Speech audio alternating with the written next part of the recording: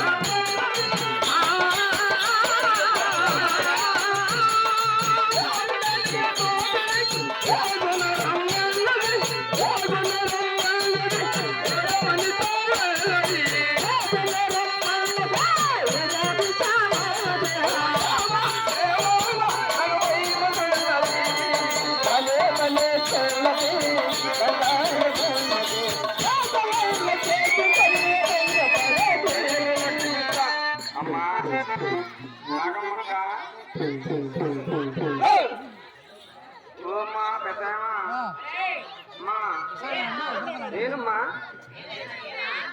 ఏంటి సవారు ఆయన చిన్న కుమారి కింద సత్యాన్ని